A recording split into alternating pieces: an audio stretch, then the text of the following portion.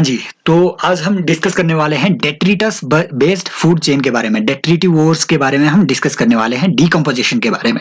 लेकिन उससे पहले आपको पता होना चाहिए कि इससे क्वेश्चन कैसे पूछते हैं। देखो ये 2021 का क्वेश्चन पेपर है और इस पे ये क्वेश्चन अपीयर हुआ है डेट्रिटिवोर पे। सिंपल क्वेश्चन इन्होंने पूछ लिया था कि which of the following are detritivores, कि डेट्रिटिवोर, अब जिनको नहीं पता है उनको मैं बता दूं कि जब जब हम आप लोग मृत हो जाएंगे, समझ रहे हैं, जब जब जो ग्रेजिंग फूड चेन के जो एनिमल्स या प्लांट्स हैं, जब वो डेड हो जाते हैं तो उन डेड प्लांट्स पे भी कोई चीज फीड कर रही होती है। तो उसी के बारे में यहाँ पे पूछा है कि इनमें से कौन कौन से वो ऐसे एनिमल्स हैं जो डेड एनिमल को, जो जो आपकी डेड ऑर्गेनिक मैटर है उसको खाएंगे, डेट्रिटिवोर्स। तो बिल्कुल सर, इसको आप इजीली एलिमिनेट कर सकते थे। जेलीफिश, कहीं पे भी आपको डेट्रिटिवोर्स देखने को नहीं मिलेगा, राइट। तो जेलीफिश को ही आप यहाँ से एलिमिनेट करके सही आंसर तक पहुंच सकते थे। आपका ए चला जाएगा, बी आप यहाँ पे एलिमिनेट कर सकते हो और सी आपका आंसर इसमें रहना था, राइट, सी हॉर्सेस भी। तो इस तरीके से आपका यहाँ पे क्वेश्चन बन सकता था। लेकिन सर, लेकिन लेकिन लेकिन मैक्सिमम लोगों ने ये इनकरेक्ट मार्क किया हुआ है। उन्होंने डी 1 2 3 4 5 ये पूरा मार्क कर दिया हुआ है। उन्हें लगा कि सारे डेट्रिटिवोर है, क्योंकि यूजुअली हम इस तरीके से इन चीजों को पढ़ते ही नहीं है। आपका जो भी शंकर वंकर आईएएस की बुक है, वहां भाई ये कोई चीज वहां डिस्कस नहीं हुई है कि इनमें से कौन डेट्रिटिवोर होगा कौन नहीं होगा।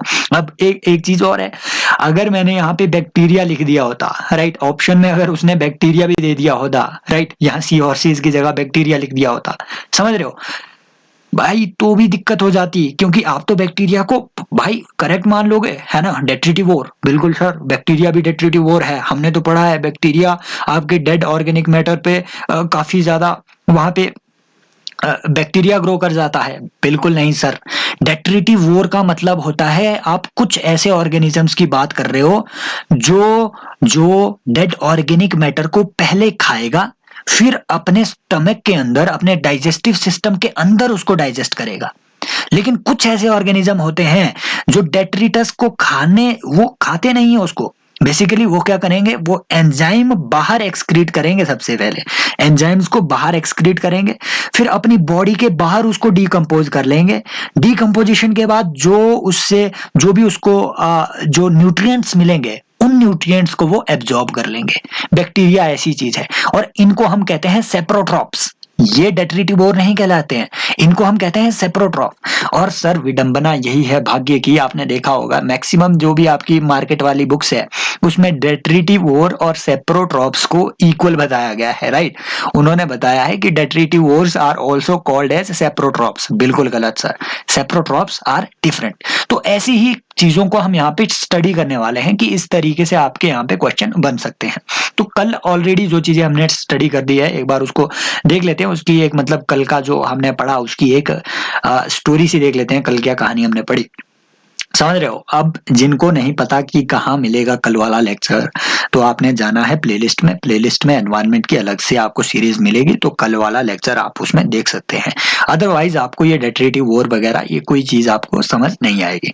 देखो कल हमने इकोसिस्टम की कुछ बेसिक चीजें देख ली थी कि इकोसिस्टम को स्ट्रेटिफिकेशन कैसे करते हैं। हमने देखा था कि आपका जो इकोसिस्टम है, जो आपका इकोसिस्टम है, ये बेसिकली हम दो तरीके से इसको डिवाइड कर सकते हैं। एक होगा आपका टेरेस्ट्रियल इकोसिस्टम, मतलब जो आपकी लैंड में है इकोसिस्टम। दूसरा है आपका एक्वेटिक इकोसिस्टम। एक्वेटिक इकोसिस्टम मतलब जो पानी के अंदर का इकोसिस्टम है। दो तरीके का इकोसिस्टम हो सकता है। अब हमने देखा एक्वेटिक इकोसिस्टम भी दो तरीके का हो सकता है।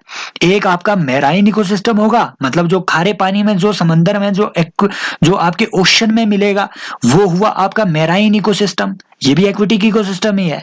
लेकिन दूसरा एक्वेटिक इकोसिस्टम आपका इनलैंड भी हो गया। फॉर एग्जांपल आपके आपके जो लेक्स हो गए, जो आपके पॉन्ड हो गए, लेक हो गए, आपकी जो रिवर्स हो गई, ये आपकी इनलैंड इकोसिस्टम है, इनलैंड एक्वेटिक इकोसिस्टम है। तो दो तरीके के हमने देखे एक्वेटिक इकोसिस्टम भी। एक और चीज हमने देखी एक्वेटिक इकोसिस्टम में, वो था लोटिक और लेंटिक इकोसिस्टम। आई थिंक ये मैंने कल नहीं बताया था आपको, लोटिक और लेंटिक इकोसिस्टम।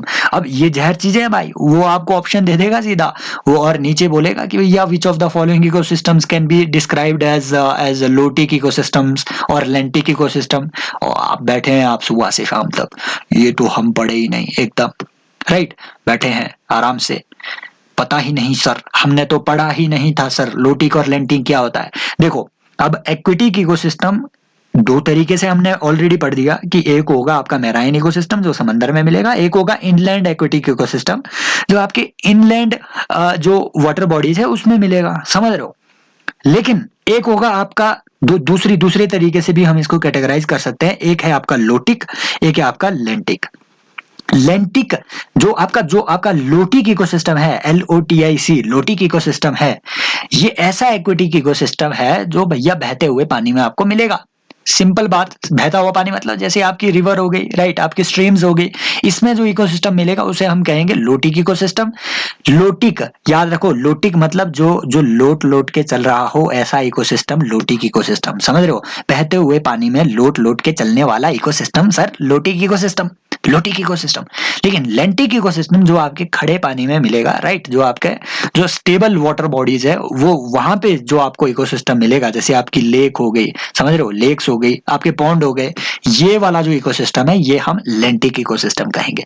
तो एक्वेटिक इकोसिस्टम को हमने देख लिया, टेरेस्ट्रियल इकोसिस्टम को हमने देख लिया, 4 तरीके के एक्वेटिक इकोसिस्टम्स को हमने कल डिस्कस कर लिया था। फिर हमने इसके कुछ स्ट्रेटिफिकेशन पढ़ी थी कि जो इकोसिस्टम है ये भी दो, इसमें अलग अलग स्ट्रेटाज में हम इसको डिवाइड कर सकते हैं, अलग अलग लेवल्स में हम इसको डिवाइड कर सकते हैं। और ये हमने दो तरीके से पढ़ा था, एक हमने मैराइन इकोसिस्टम को पढ़ा था, राइट, जो एक्वेटिक इकोसिस्टम को पढ़ा था, दूसरा इनलैंड इकोसिस्टम को पढ़ा था। हमने पढ़ा था सर एक्वेटिक इकोसिस्टम में सबसे नीचे जो ट्रॉफिक लेवल पे लोएस्ट ट्रॉफिक लेवल होता है वो होते हैं प्राइमरी प्रोड्यूसर के। प्राइमरी प्रोड्यूसर मतलब जो अपना खाना खुद बनाए, और एक्वेटिक इकोसिस्टम में अपना खाना खुद बनाने वाले जो पेड़ पौधे हैं, राइट, जो अपना खाना खुद बनाने वाले ऑर्गेनिजम्स हैं उन्हें हम कह सकते हैं फाइटोप्लैंक्टन, राइट, फाइटोप्लैंक्टन, साइनोबैक्टीरिया, डायटोम, इन सारी चीजों की कल बात हुई थी और इस पे क्वेश्चन भी आया था लास्ट ईयर, ये भी हमने बात कर ली थी, राइट। तो ये आपके एक्वेटिक इकोसिस्टम में प्राइमरी प्रोड्यूसर हुए, मतलब जो सबसे पहले इकोसिस्टम में खाना बनाएंगे, ये अपना खाना खुद बनाएंगे फोटोसिंथेसिस से। फिर इन तीनों को खाएगा एक दूसरा ट्रॉफिक लेवल पे बैठा हुआ प्राणी, राइट, जिसको हमने कहा था जूप्लैंक्टन, ठीक है। फाइटोप्लैंक्टन को कौन खाएगा? जूप्लैंक्टन, जूप्लैंक्टन, ये एकदम टाइनी ऑर्गेनिजम्स होते हैं जूप्लैंक्टन, राइट। तो इन्हें हम कहेंगे प्राइमरी कंज्यूमर।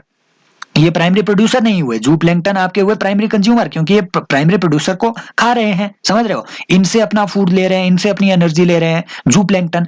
फिर हमने तीसरा ट्रॉफिक लेवल पढ़ा था मैराइन इकोसिस्टम में जो जूप्लैंक्टन को खाएगा फर्दर, राइट। कुछ ऐसे ऑर्गेनिज्म होंगे जो जूप्लैंक्टन को खा जाएंगे, उन्हें हम कहते थे फिल्टर फीडर। वही फिल्टर फीडर जिसपे ये क्वेश्चन लास्ट ईयर बना है, समझ रहे हो। यहाँ देखो ये क्वेश्चन है, विच of the following is a filter feeder. Option देख रहे हो, कैटफिश, ऑक्टोपस, ऑयस्टर, पेलिकन, समझ रहे हो। तो ये फिल्टर फीडर कौन हुए? जो जूप्लैंक्टन को खाएंगे, राइट, जूप्लैंक्टन को खाने वाले फिल्टर फीडर। अब बेसिकली होता क्या है, जूप्लैंक्टन बहुत छोटे छोटे इतने टाइनी टाइनी पार्टिकल्स होते हैं, आप इनको देख भी नहीं सकते हैं नंगी आंखों से, समझ रहे हो, मतलब बहुत छोटे छोटे पार्टिकल्स होंगे, टाइनी ऑर्गेनिजम्स होंगे। अब इनको खाने के लिए जो फिशीज हैं वो क्या करती है, उनके अंदर एक स्पेशल मैकेनिज्म होता है, अपने अंदर पूरा पानी ले लेंगे आसपास की, राइट, फिर पानी बाहर निकाल लेगी, इनके बॉडी के अंदर कुछ फिल्टर टाइप लगे होंगे, राइट, पानी बाहर निकल जाएगा और जो जूप्लैंक्टन है वो इनके बॉडी के अंदर डाइजेस्ट हो जाएंगे, समझ रहे हो। तो ऐसी जो फिशेज है जो पूरा पानी पहले अंदर लेगी, उससे जूप्लैंक्टन खा लेंगी और पानी को बाहर फेंक देंगी, उन्हें हम कहते हैं फिल्टर फीडर, समझ रहे हो। तो ऐसी फिल्टर फीडर फिशेज आपके कहां कौन से ट्रॉफिक लेवल में होगी?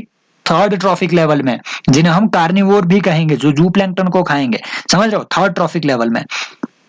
और इन्हीं फिल्टर फीडर में आपको देखने को मिलेगा, जैसे जैसे आपके हो गए, आपने वेल को देखा होगा, राइट, ब्लू वेल, ये भी एक तरीके की फिल्टर फीडर है सर, समझ रहे हो। और आपने देखा होगा कि जो वेल शार्क बहुत ज्यादा न्यूज में है, ये भी एक तरीके से फिल्टर फीडर है, वेल शार्क न्यूज में है सर।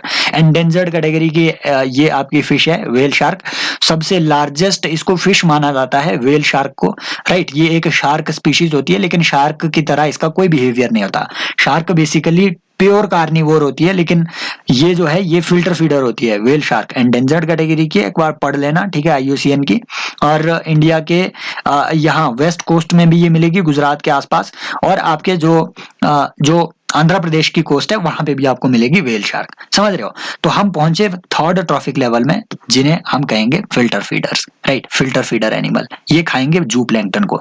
अब फिर हमने फोर्थ लेवल पढ़ा, टॉप कार्निवोर्स का, जो इन इन दोनों को खा सकते हैं, समझ रहे हो, जू प्लैंकटन को भी, मतलब जो ये सेकंड जो आपका सेकेंडरी कंज्यूमर्स हैं, राइट, जो फिल्टर फीडर्स हैं, जो इनको खाएंगे फर्दर, वो हमने पढ़ा था टॉप कार्निवोर की कैटेगरी में। जैसे आपके शार्क हो गया, ये प्योर कार्निवोर है सर, शार्क प्योर कार्निवोर है, ये मीट ही मीट खाएगी, समझ रहे हो।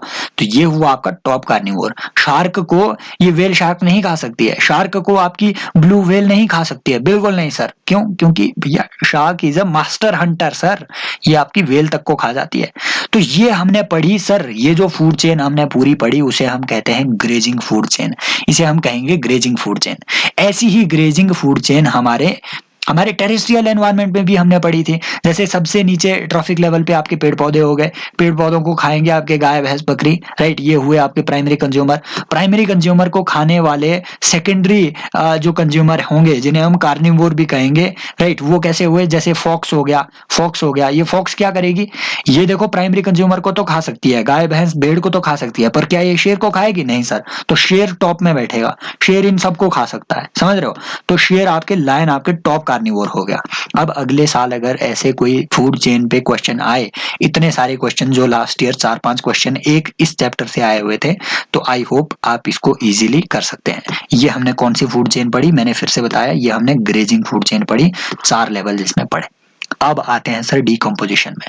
देखो ग्रेजिंग फूड चेन में हमने पूरा पढ़ लिया था, secondary productivity, primary productivity, net primary productivity, इनको बार बार रटने की जरूरत नहीं है।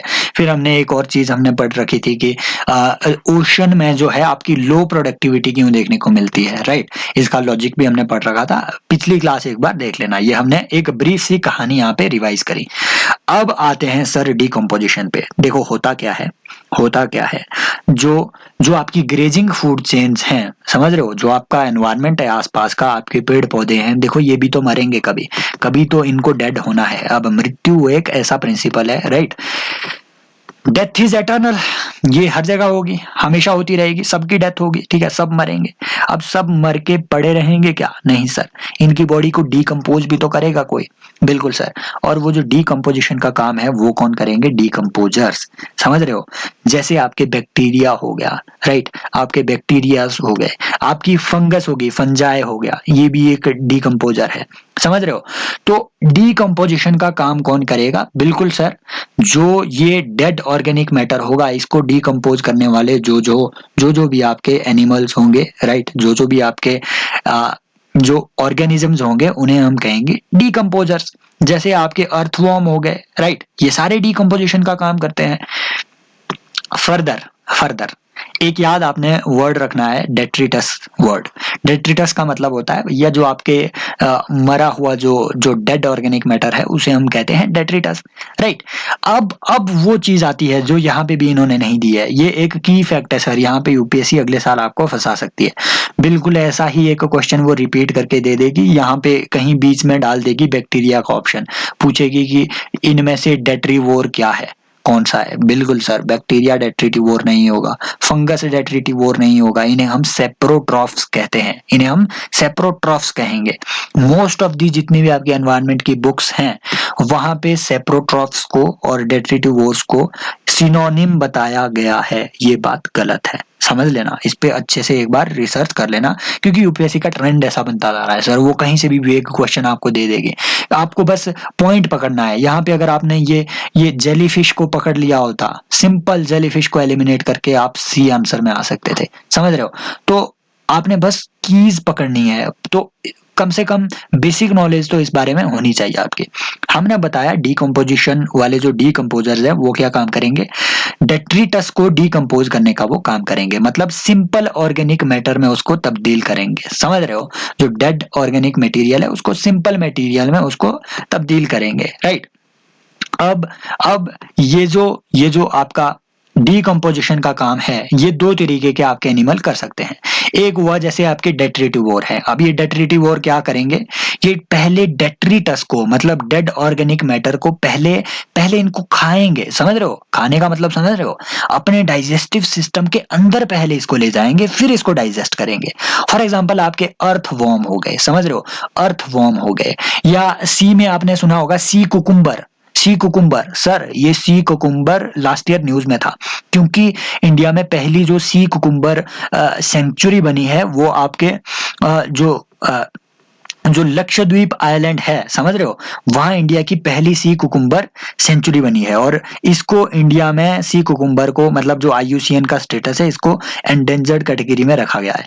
तो सी कुकुम्बर बेसिकली जो जो मैराइन इकोसिस्टम में है उसमें बिल्कुल वही काम करते हैं जो हमारे टेरेस्ट्रियल इकोसिस्टम में अर्थवॉर्म करेंगे। अर्थवॉर्म मतलब जो जो वर्म, जो छोटे छोटे कीड़े मकोड़े होते हैं, फॉर एग्जांपल जैसे केंचुआ हो गया, राइट, केंचुआज आर अर्थवॉर्म्स, जो आपके मिट्टी के नीचे पाए जाते हैं, बिल्कुल डीकंपोज करने का ये काम करेंगे अर्थवॉर्म्स। ये हुए डेट्रिटिवोर। अर्थवॉर्म पहले क्या करेंगे, डेट्रिटस को खाएंगे, फिर उसको डाइजेस्ट करके अपनी बॉडी के अंदर ही उसको डाइजेस्ट करेंगे, फिर उससे अपने लिए न्यूट्रिएंट्स निकालेंगे। लेकिन सर जो सेप्रोट्रॉफ्स हैं, सेप्रोट्रॉफ्स SAPROTROPH, जो सेप्रोट्रॉफ्स हैं वो क्या करेंगे, डेट्रिटस के ऊपर बैठ जाएंगे। फॉर एग्जांपल फंगस है, वो डेड ऑर्गेनिक मैटर के ऊपर बैठ जाता है पहले, समझ रहे हो, फिर कुछ एंजाइम्स एक्सक्रीट करेगा, उन एंजाइम्स से उसकी बॉडी के बाहर ही ये पहले डिकम्पोज हो जाएगा डेड ऑर्गेनिक मैटर, फिर उस डीकंपोजिशन के बाद जो जो न्यूट्रिएंट्स निकलते हैं उसको ये न्यूट्रिएंट्स को एब्जॉर्ब कर लेता है, राइट, उसे हम कहेंगे सेप्रोट्रॉफ्स। ये जो डिस्टिंक्शन है इसको हमेशा याद रखना, यहाँ यूपीएससी फंसाएगी आपको। फिर यहाँ पे थोड़े की फैक्ट बताए हुए हैं। कैटाबॉलिज्म, बेसिकली कैटाबॉलिज्म क्या होता है, जो ये सब में होता है, ठीक है, ये मतलब सिंपली आपने सिर्फ डेट्रिटिवोर से इसको एसोसिएट नहीं करवाना है आपने, ठीक है, कैटाबॉलिज्म को। ह्यूमन बॉडीज में भी कैटाबॉलिज्म होता है। कैटाबॉलिज्म बेसिकली जो भी आपने खाना खाया हुआ है, राइट, जो भी आपने खाना खा के रखा हुआ है, बेसिकली उसकी ब्रेकडाउन होने की प्रोसेस को हम कहते हैं कैटाबॉलिज्म। एक ऐसा ही होता है मेटाबॉलिज्म एक ऐसी चीज है जो कि आपकी बॉडी के अंदर, बॉडी को मेंटेन करने के लिए जो भी केमिकल रिएक्शंस करनी पड़ती है बॉडी को, उसे हम कहेंगे metabolism. Catabolism is basically associated with breakdown of the any matter whatever you are consuming, any activity related to the breakdown of that matter is called as catabolism। तो catabolism आपके खाने पीने से संबंधित है और मेटाबॉलिज्म आपकी बॉडी की एक्टिविटीज से संबंधित है। तो ये कुछ ऐसे की फैक्ट्स हैं जो यहाँ पे मैंने तभी हाईलाइट करके रखे हुए हैं कि बैक्टीरियल एंड बाकी इन्होंने यहाँ देखो ये बात कही है कि bacterial and fungal enzymes degrade detritus into simpler organic substances. यही मैंने बात कही, इसीलिए इनको सेप्रोट्रॉफ्स कहते हैं, क्योंकि ये बॉडी के बाहर पहले डीकंपोज कर लेंगे, फिर उससे जो भी ऑर्गेनिक मैटर निकलेगा, समझ रहे हो, जो भी उससे इन्हें न्यूट्रिएंट्स निकलेंगे, फिर उसको ये एब्जॉर्ब करेंगे। आपने हमेशा देखा होगा कि जहां पे भी फंगस लगेगी, फंजाई जो लगेगी, वो पहले आपके डेड ऑर्गेनिक मैटर पे बैठेगी, राइट, फिर वो ग्रो करती रहेगी, समझ रहे हो। तो वो अपनी बॉडी के अंदर तो नहीं ले जा रही है डेड ऑर्गेनिक मैटर को, वो बाहर ही इसको डिकम्पोज कर रही है, राइट, इसीलिए हम इन्हें सेप्रोट्रॉफ्स कहते हैं। सेप्रोट्रॉफ्स का आपको पता चल गया। सेप्रोट्रॉफ्स वो जो फेगोट्रॉफ्स ना हो, सिंपल बात। फेगोट्रॉफ्स माने जो अपनी बॉडी के अंदर चीजों को डिकम्पोज कर रहे हैं। तो डेट्रीवोर्स और सेप्रोट्रॉफ्स को आपने कंफ्यूज नहीं करना है। एक और टर्म होती है बेसिकली जो यहाँ नहीं दी हुई है, स्कैवेंजर्स करके, ठीक है, स्कैवेंजिंग क्या होता है, साफ सफाई करना, समझ रहे हो। तो जो स्कैवेंजर्स होते हैं, जैसे आपके वल्चर हो गया, ठीक है, वल्चर बहुत न्यूज में, सर याद रखना, वल्चर की जो एंडेंजर्ड और क्रिटिकली एंडेंजर्ड कैटेगरी की स्पीशीज हैं उनको याद रखना, समझ रहे हो। क्वेश्चन बन सकता है, लास्ट ईयर बहुत न्यूज में था। वल्चर कंजर्वेशन प्रोग्राम इंडिया ने लॉन्च किया हुआ है, तो वल्चर को एक बार पढ़ लेना। तो वल्चर्स क्या करते हैं, जो भी आपका डेड जो एनिमल्स हैं, तो एनिमल कार्कैसेस को वो खाने का काम करते हैं, मतलब डेड एनिमल्स की जो बॉडी है उसको ये खाएंगे, इसलिए ये स्कैवेंजर हो गए, साफ सफाई कर रहे हैं अपनी एनवायरनमेंट में। सिमिलरली आपकी जो फॉक्स है वो भी एक स्कैवेंजर हो गया। कुछ हद तक आपके जो कुत्ते हैं, ठीक है, जो कुत्ते हैं ये भी स्कैवेंजिंग का काम करते हैं, राइट। सिमिलरली डेट्रिटिवोर्स भी एक तरीके से स्कैवेंजर्स ही कहलाए जाएंगे। बेसिकली वो डेट्रिटिवोर्स जो जो जो बहुत ज्यादा अमाउंट में, राइट, एक ही डेट्रिटिवोर अगर बहुत ज्यादा अमाउंट में किसी ऑर्गेनिक मैटर को खा रहा है तो उसे हम स्कैवेंजर कहेंगे, समझ रहे हो। तो ये कुछ ऐसी बातें हैं जो आपने याद रखनी है, लिंक करके चलनी है। बाकी इसमें ये पूरा कॉन्सेप्ट आपको क्लियर है, यहाँ से आप कोई भी क्वेश्चन इजीली अटेम्प्ट कर सकते हो। यहाँ इन्होंने बताया हुआ है कि ट्री ग्रो कर रहा है, ट्री से फिर ये ऑर्गेनिक मैटर फॉल कर रहा है, लीफ है ना, फिर इस लीफ को कौन खाएगा, ये देखो अर्थवॉर्म यहाँ पे लीफ को खा रहे हैं, ये बन गया आपका डेट्रीटिव वोर, राइट। सिमिलरली लीफ अगर थोड़ी ज्यादा सड़ गई तो उसमें मशरूम उग जाएंगे, यहाँ पे ये फंगस उग जाएगा, समझ रहे हो, ये भी बन गया, ये आपका सेप्रोट्रॉफ हो गया, समझ रहे हो। फिर ऑर्गेनिक रिच सॉइल इस तरीके से बनेगी। तो इनका एक रोल ये भी होता है, वो आपसे पूछ लेंगे कि what is the role of saprotrophs in the environment, right, और what is the role of detritivores in the environment. बिल्कुल सर, डेट्रिटिवोर्स आपकी सॉइल क्वालिटी को भी एनरिच करने का काम करते हैं। यहाँ से भी अच्छी स्टेटमेंट आपकी बन सकती है। बाकी यहाँ पे बताया हुआ है कि जो भी आपका ह्यूमस होता है, इसको पहले डिकम्पोज किया जाता है, फिर मिनरलाइजेशन होता है। मिनरलाइजेशन मतलब जो भी आपका ऑर्गेनिक मैटर है उससे मिनरल्स, उसको मतलब इस लेवल तक डिकम्पोज कर दिया जाता है कि उससे मिनरल्स बाहर खुद वो जो भी उसके अंदर मिनरल्स हैं वो बाहर आने लग जाएंगे, मतलब पानी में वो एकदम सॉल्यूबल बन जाएंगे, उसे हम कहेंगे mineralisation. Decomposition rate is slower if detritus is rich in lignin. ठीक है, ये सारी चीजें यहाँ पे बताई हुई है जो उतनी ज्यादा याद रखने की जरूरत नहीं है, समझ रहे हो।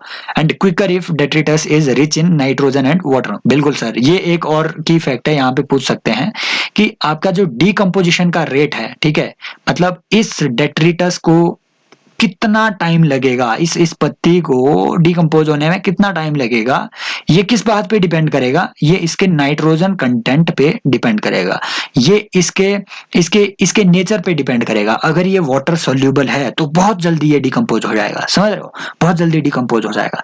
अदरवाइज अगर अगर ये जो अगर आपका लिग्निन रिच या फिर ये चाइटिन रिच, ठीक है, जो भी आप इसको प्रोनाउंस करोगे, अगर ये ऐसी चीजों में रिच होगा तो काफी ज्यादा टाइम इसमें लग जाएगा आपको डिकम्पोज करने में, समझ रहे हो। तो आप ऐसे भी इसको एग्जांपल ले सकते हो। फॉर एग्जांपल आप अगर ट्रॉपिकल फॉरेस्ट में जाते हो तो वहां पे डिकम्पोजिशन बहुत इजीली हो जाता है, समझ रहे हो। और ये भी एक और की फैक्ट है, जो डिकम्पोजिशन का रेट है ये आपके जो मॉइस्ट एनवायरनमेंट है वहां पे बहुत फास्ट होता है डिकम्पोजिशन। इसीलिए आपको जो ट्रॉपिकल फॉरेस्ट में सॉइल है वो बहुत ज्यादा न्यूट्रिएंट रिच नहीं मिलेगी, उसकी क्वालिटी बहुत पुअर होती है सर। ट्रॉपिकल एवरग्रीन फॉरेस्ट में सॉइल की क्वालिटी बहुत पुअर है। होना क्या चाहिए भैया, एवरग्रीन फॉरेस्ट है, एवरग्रीन फॉरेस्ट है मतलब बहुत ज्यादा पौधे हैं वहां, बहुत ज्यादा पौधे हैं मतलब काफी सारे पत्ते झड़ेंगे, काफी सारे पत्ते झड़ेंगे, इसका मतलब ह्यूमस बहुत ज्यादा होगा सर वहां। ह्यूमस के बहुत ज्यादा होने का मतलब होता है सर आपकी सॉइल की क्वालिटी तो बढ़िया होनी चाहिए। लेकिन नहीं सर, सॉइल की क्वालिटी वहां बढ़िया इसलिए नहीं होती है क्योंकि जितने भी ट्रॉपिकल फॉरेस्ट में आपके पत्ते वत्ते गिरेंगे, मॉइस्चर का कंटेंट ज्यादा होने के कारण उनका डिकम्पोजिशन बहुत जल्दी हो जाता है। तो ये अर्थवॉर्म खा जाएंगे उसको, समझ रहे हो, पत्ते को, सारा पत्ता तो सारा गया, अर्थवॉर्म खा जाएंगे उसको, समझ रहे हो। और उसके जो ऑर्गेनिक मैटर है उसको लीचेबल बना देंगे, लीचेबल बना देंगे, उसका मिनरलाइजेशन, ओवर मिनरलाइजेशन हो जाएगा, लीचिंग हो जाएगी उसके ऑर्गेनिक मैटर की और पानी के साथ बह के वो बाहर, समझ रहे हो। तो इसीलिए वहां पे आपको ह्यूमस नहीं मिलेगा। तो ये भी एक की फैक्ट है, जितनी ज्यादा आपकी मॉइस्चर होगा उतना ज्यादा डिकम्पोजिशन जल्दी होगा, समझ रहे हो। और जितना ज्यादा नाइट्रोजन कंटेंट होगा किसी भी चीज में, नाइट्रोजन रिच अगर कोई आपका ऑर्गेनिक मैटर है तो उतना ज्यादा वो आपका जल्दी डिकम्पोज कर जाएगा। फिर ये एनर्जी फ्लो का एक की फैक्ट है, समझ रहे हो, ये हम नेक्स्ट लेक्चर में डिस्कस करेंगे। आई होप ये एक क्वेश्चन अगर आपसे इस तरीके का फिर से क्वेश्चन बने, और बनेगा सर, यूपीएससी अब ऐसे ही क्वेश्चन पूछता रहेगा, समझ रहे हो। ये सिर्फ 2021 की बात नहीं है, ये हमेशा पूछता रहेगा, यूपीएससी की यही कहानी रहने वाली है। तो अगर इस तरीके का आई होप कोई भी क्वेश्चन अगर आपसे पूछा जाए, और मुझे पता है अगर डेट्रिटिव वॉर पे अगले साल कोई क्वेश्चन पूछा तो वो इसी में फंसाएगा आपको, डेट्रिटिव वॉर और सेप्रोट्रॉफ्स पे फंसाएगा। तो ये distinction याद रखना, saprotrophs are not detritivores. Detritivores are those organisms which first consume the dead organic matter and then digest that dead organic matter inside their body. लेकिन saprotrophs they decompose the dead organic matter outside their body, समझ रहे हो। तो यही आपने distinction याद रखनी है। आई होप ये लेक्चर्स आपके लिए उतने ज्यादा ठीक ठाक वैल्यूएबल साबित हो रहे होंगे। अगर ये आपके लिए हेल्पफुल हो रहे हैं गाइस तो सब्सक्राइब कीजिए चैनल को, राइट। बेल आइकन को भी आपने क्लिक करना है। टेलीग्राम चैनल पे आपको टेलीग्राम चैनल का जो लिंक है वो आपको मिल जाएगा डिस्क्रिप्शन बॉक्स में, उस पे आपको क्लिक करना है, फिर सब्सक्राइब कर देना है टेलीग्राम चैनल को। बेल आइकन आपको पता है बिल्कुल बगल में होता है, उसको एकदम क्लिक कर देना है आपने। ये लेक्चर्स अपलोड होते जाएंगे, डोंट वरी। जो लेटेस्ट चीजें भी आपकी न्यूज में एनवायरनमेंट से रिलेटेड, वो भी सारी चीजें यहाँ पे कवर होती जाएगी, don't worry, you don't need to worry about it. और मैं कहूँगा आपको सिर्फ इतना ही कि कॉन्सेप्ट पे फोकस करो, समझ रहे हो, कॉन्सेप्ट पे फोकस करो, एग्जाम तो वहीं से क्रैक होगा। और जो कोचिंग इंस्टीट्यूट्स की जो बुक्स हैं उन पे ज़्यादा रिलाय करने की कोई ज़रूरत नहीं है, क्योंकि वो आपको करंट अफेयर्स की ओर ज़्यादा ले जाती है, समझ रहे हो। वो दिखाना चाहती है कि वो ज़्यादा रेलेवेंट है, उन्होंने ज़्यादा रेलेवेंट चीज़ें कवर की है। रेलेवेंस का मतलब आप लेते हैं करंट अफेयर से, और करंट अफेयर ऐसी चीज़ है जो आपको 2021, 2020, 2019 के प्रीलिम में मिलेगी ही नहीं। मैं आपको एग्जाम्पल देता हूँ, चलो 1-2 मिनट अगर आपने और लेने हो। 30 क्वेश्चन 30th क्वेश्चन तक हम अभी अगर जाएं तो राइट 17th के बाद से यहाँ हम देखते हैं करंट अफेयर का कितने आपको क्वेश्चन देखने को मिलेंगे, समझ रहे हो, राइट। ये देखो एक क्वेश्चन ये था R2 कोड ऑफ प्रैक्टिसेस, ये भी बहुत पुराना था। वाटर क्रेडिट 2005 में ये लॉन्च हो चुका था, ठीक है। तो ये इतना पुराना ये पूरा सिस्टम था वर्ल्ड बैंक का, समझ रहे हो। दो क्वेश्चन हुए, राइट। बाकी ये सारा स्टैटिक है सर, ये बाकी सारा स्टैटिक है। मैग्नेटाइट पार्टिकल्स बहुत स्टैटिक है सर, इस पे रिसर्च आई थी, मैंने रिसर्च गेट में इस पे एक रिसर्च पढ़ी थी, समझ रहे हो। बहुत पुरानी थी मैग्नेटाइट पार्टिकल्स की, कहाँ से एमिट हो रहे हैं। अब जिसने ये मैग्नेटाइट पार्टिकल्स का कॉन्सेप्ट नहीं पढ़ा होगा ना कि मैग्नेटाइट पार्टिकल्स को अपना चार्ज, मैग्नेटिक चार्ज कहाँ से लेना पड़ता है, राइट, वो कॉन्सेप्ट जिसको पता नहीं होगा उसने बिल्कुल इसको गलत मार्क किया होगा। हेजडॉग, ठीक है, मार्मोट, पेंगोलिन, ये बिल्कुल भी ये आपके करंट अफेयर की चीजें नहीं है। अभी तक हमें सिर्फ 2 क्वेश्चन करंट अफेयर के मिले हैं, 15 से लेके 30 क्वेश्चन तक हम पहुंच गए। बाकी ये करंट अफेयर का था कॉमन कार्बन मैट्रिक। तो बहुत कम आपको देखने को मिलेंगे कि यूपीएससी अब करंट अफेयर उतना नहीं पूछ रहा है, इसलिए स्टैटिक को आप कवर कर सकते हैं। ये तो अब 64 योगिनी टेम्पल, ये करंट अफेयर में 2 साल पहले था सर, 64 योगिनी टेम्पल, समझ रहे हो, जिससे हमारा पार्लियामेंट की बिल्डिंग इंस्पायर हुई है, समझ रहे हो। तो ये भी इजीली एलिमिनेट कर सकते थे आप कि it is the only circular temple built in India. भैया किसने देखा, हो सकता है मेरे गांव के बगल में एक सर्कुलर टेम्पल हो, राइट, मैं फोटो खींच के जाऊं यूपीएससी के पास, बोलूं कि नहीं सर ओनली सर्कुलर टेम्पल नहीं है, मेरे गांव में भी एक है। तो ये एक्सट्रीम स्टेटमेंट है, 2 को एलिमिनेट करके आप आंसर में पहुंच सकते थे, C 1 and 4 ओनली, समझ रहे हो। तो इस तरीके से जो है आपको कहीं भी मतलब उतने ज्यादा करंट अफेयर देखने को नहीं मिलेंगे, इसलिए आई सजेस्ट कि you should focus more on your static part. बाकी मिलते हैं नेक्स्ट लेक्चर में, ये सीरीज ऐसी चलती जाएगी। जो नए स्टूडेंट है एक बार जाओ आप देखो टेलीग्राम चैनल पे, समझ रहे हो, और आप प्लेलिस्ट देखो, समझ रहे हो, उसकी अलग से प्लेलिस्ट बनी हुई है। आई होप वो कुछ हेल्प आपको करेगी। मिलते हैं, take care, bye bye, love you all.